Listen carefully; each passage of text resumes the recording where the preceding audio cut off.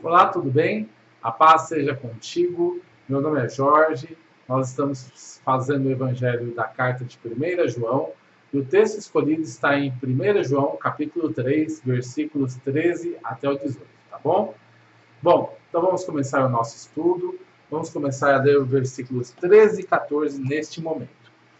Irmãos, não vos maravilheis se o mundo vos odeia. Nós sabemos que já passamos da morte para a vida, porque amamos os irmãos. Aquele que não ama permanece na morte. Bom, vamos estar analisando algumas situações com relação a essa situação. Primeira coisa que nós devemos ver é um alerta para a igreja, né? Um alerta que nós devemos ter na nossa caminhada de vida. E esse alerta é o seguinte, que nós não devemos maravilhar se o mundo nos odeia.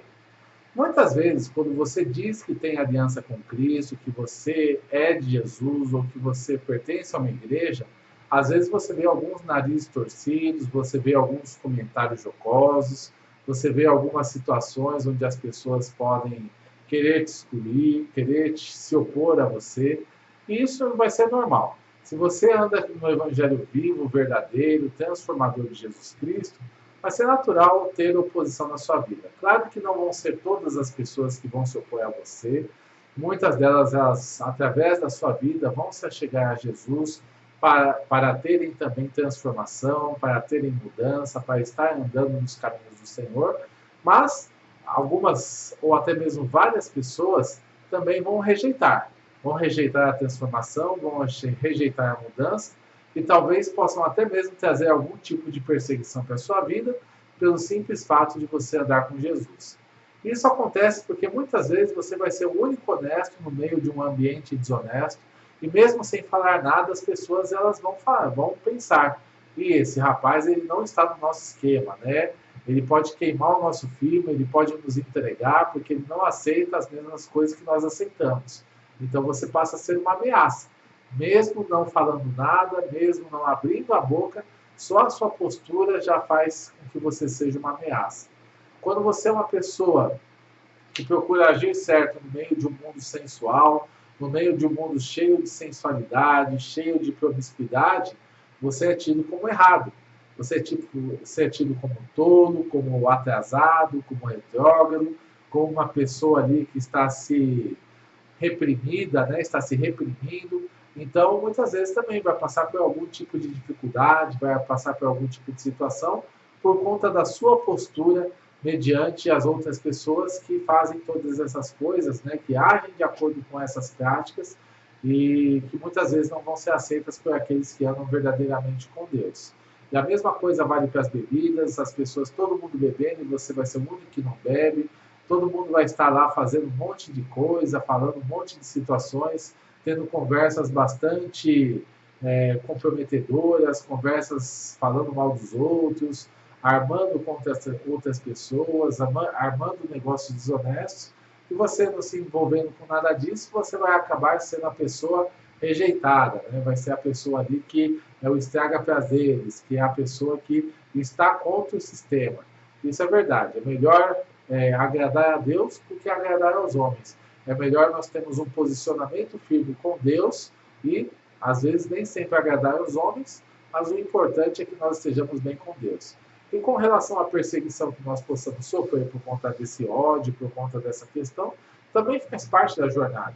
Jesus ele fala ali no Sermão do Monte que bem-aventurados nós somos quando nos perseguirem, assim como fizeram com os profetas do Antigo Testamento, porque assim foram eles, andaram com Jesus, andaram na presença de Deus, falando a verdade, foram perseguidos, e assim devemos também nós seguir esse exemplo, falando a verdade, e se sofremos perseguição, é perseverar mesmo diante das dificuldades e das lutas, para continuar firme na presença de Deus. Então, esse é o ponto aí importante para as nossas vidas. Outro ponto que ele fala dentro desse texto, né, é que sabemos que passamos da morte para a vida. Ou seja, nós estávamos mortos em nossos delitos e pecados.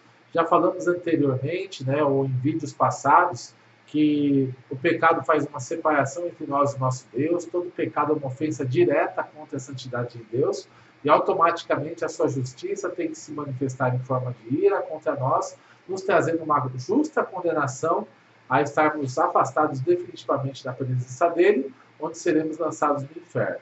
Então essa é a condenação que nós tínhamos, mas uma vez que nós aceitamos a Jesus, aceitamos o sacrifício que ele fez na cruz do Calvário e os efeitos desse sacrifício, nós passamos da morte para a vida e agora nós podemos andar livremente na presença de Deus, tendo nossos pecados perdoados, tendo a ira de Deus plenamente satisfeita, porque ela foi derramada em Cristo na cruz, e vivendo a vida abundante prometida por Jesus para nós. Então, nós passamos da morte para a vida, ou seja, aquilo que nos trazia a morte, a vida de pecado que nós tínhamos anteriormente, a vida de erros e contradições, agora nós vivemos uma vida na presença do Senhor, uma vida na presença de Cristo, para que possamos viver aquilo que ele tem preparado para nós. E quais são as evidências, segundo esse texto, segundo a palavra, que nós realmente vivemos essa experiência de novo nascimento e estamos fora do caminho de morte, fora dos caminhos que desagradam a Deus?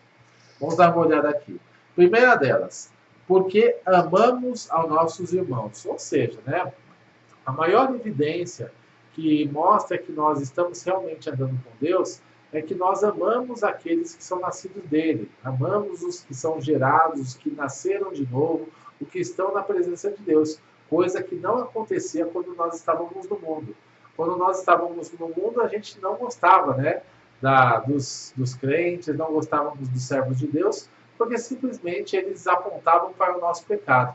Talvez não com suas palavras, mas com suas atitudes, com sua postura, que era diferenciada daquilo que nós vivíamos, e constantemente jogava luz sobre o nosso erro. Então a gente não gostava dos servos de Deus e não gostava daqueles que Deus vinha restaurando e vinha cuidando deles. Agora, a partir do momento que nós nos tornamos um desses filhos, automaticamente nós também passamos a amá-los.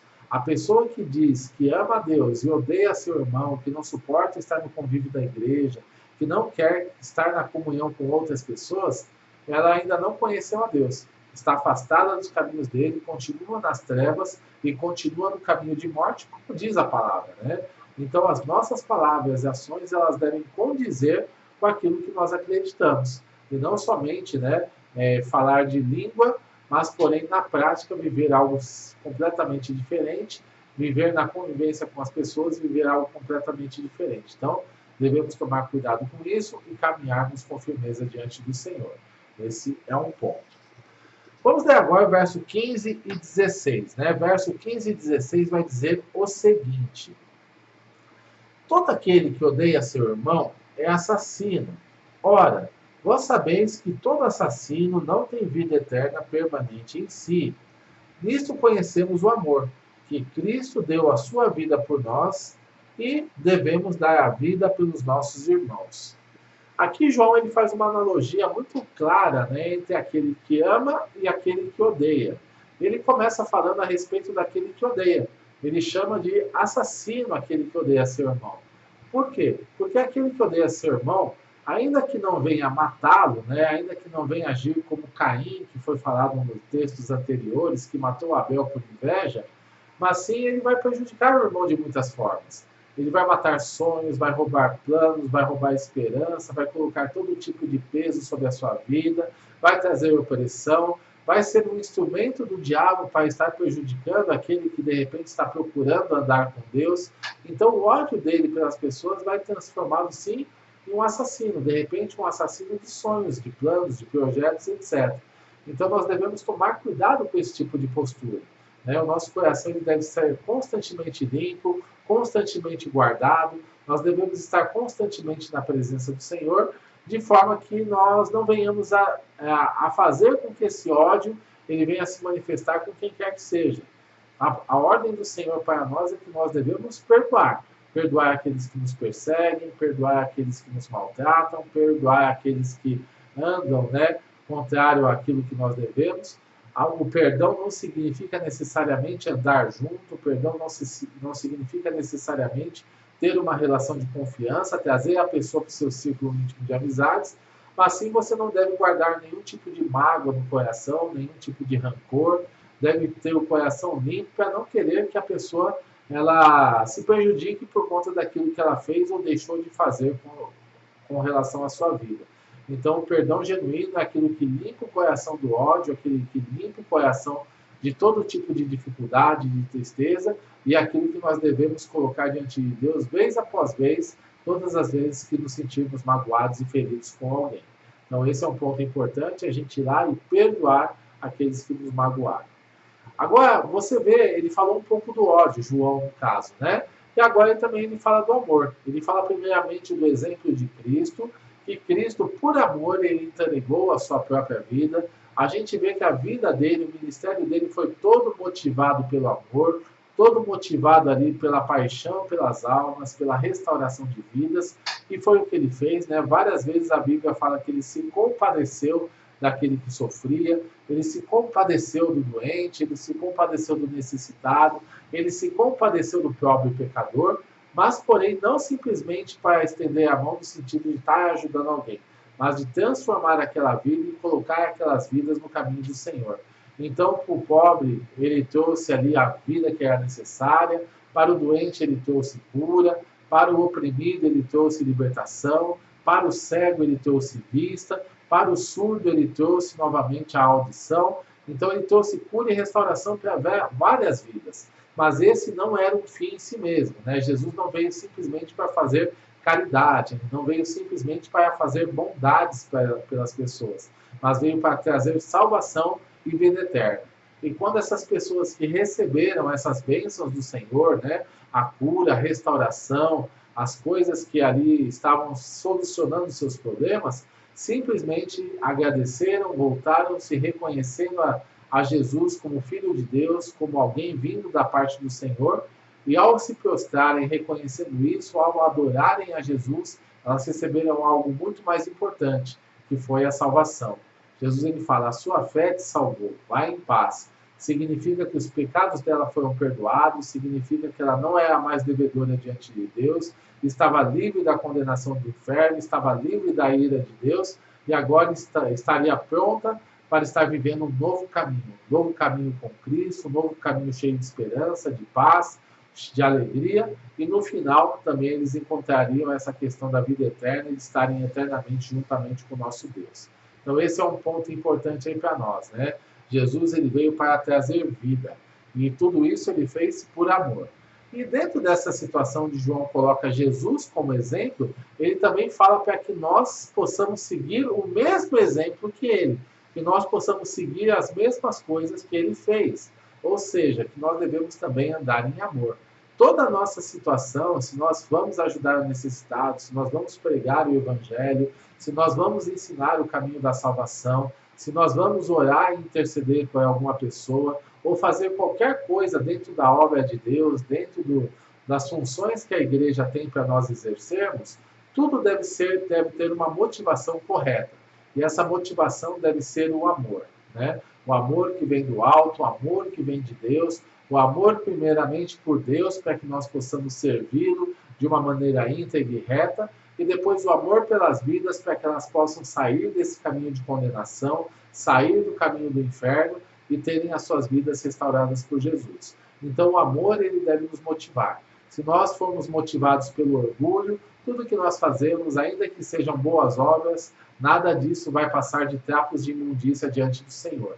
Se nós fazermos as coisas por medo de Deus, por medo do diabo, por medo de alguma situação, também isso não vai ter efeito nenhum no mundo espiritual. Se nós fazermos as coisas para agradar a outros homens e não para louvar e adorar a Deus, isso também não tem efeito no mundo espiritual. Então é muito importante que a gente haja de uma maneira reta, íntegra, buscando ao Senhor em primeiro lugar e tendo a Ele como foco de todos os nossos alvos e atitudes, para que o nome dele seja glorificado através das nossas vidas, através das nossas obras e através dos nossos relacionamentos com os irmãos, para que eles venham a ser conduzidos e edificados nos caminhos da salvação. Então esse é um ponto importante, né? A gente está comparando se existe ódio no nosso coração, se existe amor no nosso coração, e fazer as devidas correções e permanecer nos caminhos que forem retos diante do Senhor, para que o nome dele seja glorificado. Amém? Bom, na sequência, nós vamos ler agora o verso 17 e 18, que vai dizer o seguinte: Ora, aquele que possuir recursos desse mundo e vir a seu irmão padecer necessidade e fechar-lhe o coração, como pode permanecer nele o amor de Deus? Filhinhos, não amemos de palavra nem de língua, mas de fato e de verdade. Olha que interessante agora o João fala, né? João ele começou falando a respeito da questão do amor do mundo e o amor daqueles que andam na presença de Deus. Depois ele fez ali uma separação entre os efeitos de quem odeia, né? E os efeitos de quem ama, de acordo com o amor que Deus coloca em nossas vidas, né? E agora ele vai começar a falar sobre a prática do amor. Porque o amor não é simplesmente um sentimento. O amor cristão ele não é simplesmente um sentimento. O amor cristão não é simplesmente algo que nós devemos falar, né? Expressar através de palavras, mas principalmente o amor cristão é algo que deve ser expresso através de atitudes e ações. E João deixa isso bem claro nesse texto. Ele fala, se alguém tem recursos desse mundo, ou seja, se alguém tem uma boa situação financeira, alguma situação que possa, de repente, ajudar outras pessoas, e ver o seu irmão, né? O detalhe, o seu irmão é o irmão de fé, é a pessoa que caminha junto com ele na igreja, né? Aqui nós estamos no contexto de igreja, não é qualquer pessoa em qualquer situação, mas sim aquele irmão de fé que ele está falando. Se você ver esse irmão passando necessidade e fechar o coração dele, para ele, simplesmente o amor de Deus não está na sua vida, não está na minha vida, né? Então, essas são situações sérias que nós devemos estar meditando. Às vezes a gente fala, se eu fosse rico, aí eu ajudaria o pobre, o necessitado, ajudaria de alguma forma. Se eu acertasse as minhas contas, eu ajudaria. Se eu ganhasse algum dinheiro, uma herança, alguma coisa que mudasse a minha situação, eu acertaria, né? Se Deus me abençoasse, eu ajudaria o meu irmão. Na verdade, se nós não ajudamos, não formos fiéis no pouco, não ajudamos dentro daquele pouco que nós temos, quando nós tivermos muito, isso também não vai acontecer. A própria palavra nos declara um princípio espiritual que é o seguinte: aquele que não é fiel no pouco também não será fiel do muito. Então, isso que nós devemos pensar na nossa vida. Hoje, talvez nós tenhamos poucos recursos, mas se nós pudermos ajudar uma pessoa com esse pouco que nós temos, dividindo isso, então nós vamos conseguir fazer com que as coisas, que várias pessoas, elas de repente possam ter um atendimento. Né? O pouquinho que nós temos, se estiver abençoado por Deus, ele vai se tornar em algo muito, né? A gente vê, por exemplo, na multiplicação dos pães e dos peixes. Jesus, ele não tinha pães e peixes. Ele tinha até algum dinheiro, né? Mas aí os discípulos falaram, bom, vai ser necessário 200 denários para que alimentemos essa multidão, cerca de 5.000 homens, fora as mulheres e as crianças. Ou seja, 200 denários seriam equivalentes a 200 dias de trabalho, né? Um denário é equivalente a um dia de trabalho de uma pessoa. Então imagina aí, você trabalhando, quanto você ganha no dia, multiplica isso por 200, esse seria o dinheiro necessário aí para que o povo fosse alimentado naquela época, né? Fazendo uma comparação simples. E a grande questão foi essa, né? Jesus não tinha recursos ali, e mesmo os apóstolos indo comprar, talvez não fossem suficientes para a multidão ser alimentada. Mas alguém foi lá e ofereceu 5 pães e 2 peixes. Talvez seja um lanche que ele levou ali, né? Ele ia passar o dia na presença de Jesus, falou, vou levar 5 pãozinhos, 2 peixinhos, eu vou comendo ao longo do meu dia, né? É um lanche para um dia. E aquela oferta de 5 pães e 2 peixes, na mão de Jesus, ela se multiplicou. Jesus, ele vai lá, multiplica os pães e os peixes, e ali todos se alimentam, todos se fartam, e 12 cestos cheios são levantados ali de sobras de pães e de peixes. Ou seja, né? Porque Jesus morreu, sempre haverá o suficiente. O pouco com Deus é muito e o muito sem Deus é nada, como dizem os antigos, né? Então, é muito importante que a gente saiba que talvez aquele meu pouquinho que vai juntar com um pouquinho do meu irmão, que vai juntar com um pouquinho do outro irmão, quando juntarem todas essas ofertas, todas essas situações, podem fazer diferença na vida de uma vida ou até mesmo de uma comunidade inteira, né? Então é muito importante que a gente saiba que Jesus ele multiplica os nossos recursos, multiplica as nossas bênçãos, que nada vai nos faltar, né? Às vezes fala, se eu doar, eu vou ficar pobre, vai faltar para a minha vida. Não vai. Jesus ele vai suprir as necessidades, ele sabe honrar aqueles que têm o coração generoso para ajudar o pobre, ajudar o necessitado. e as pessoas que dentro da casa dele estão passando por necessidades.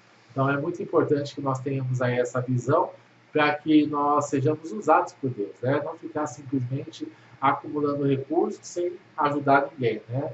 É importante a gente ajudar as pessoas que necessitam, especialmente os da família da fé.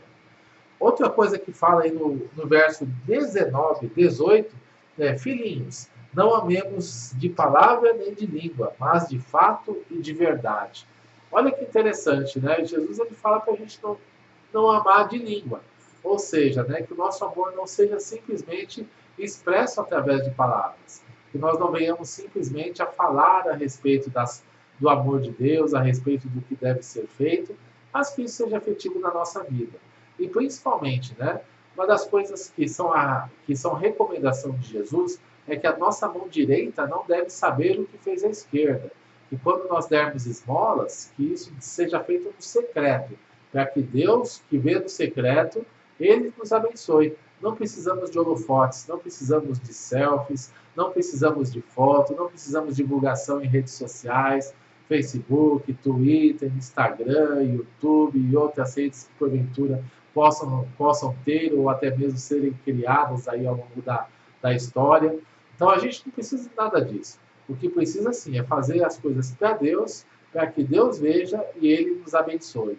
E se por um acaso isso vier a ser divulgado por alguém, amém, não tem problema. Agora é que nós não venhamos a ficar tocando trombeta para que as pessoas venham a saber: olha como eu sou bonzinho, olha como eu ajudo as pessoas, olha como eu estou dividindo o que tenho. Nada disso é necessário. Faça as coisas no secreto, e no secreto Deus te abençoa. E se alguém te questionar o que você está fazendo, também não precisa ficar tocando trombeta. Deus o sabe. Deus sabe aquilo que você faz, Deus sabe aquilo que eu faço. Deus, ele retém no secreto, e no secreto ele nos abençoa, e isso é o mais importante. Fala tudo que você fizer, seja oração, seja a pregação da palavra, seja ajudar o pobre necessitado, dar esmolas, dar uma oferta financeira, ajudar alguém de alguma forma, tudo que você fizer, faça para a glória de Deus, porque ele é o único digno de ser glorificado. Amém? Então, essa foi a nossa mensagem para hoje. Espero que isso te traga uma reflexão profunda aí na sua vida, que você possa estar meditando, né, nos caminhos do Senhor, da maneira como eles são, que você possa ter um alinhamento correto, né, alinhamento daquilo que você faz hoje com aquilo que a palavra de Deus diz que você deve fazer, a fim de que você viva o melhor de Deus para a sua vida, a fim de que você seja um instrumento usado nas mãos do Senhor, e que você possa aí ter uma grande utilidade aí para as outras pessoas também, tá bom? Então é isso. Que Deus abençoe a sua vida poderosamente. Fique na paz e tenha um excelente dia para a glória do Senhor.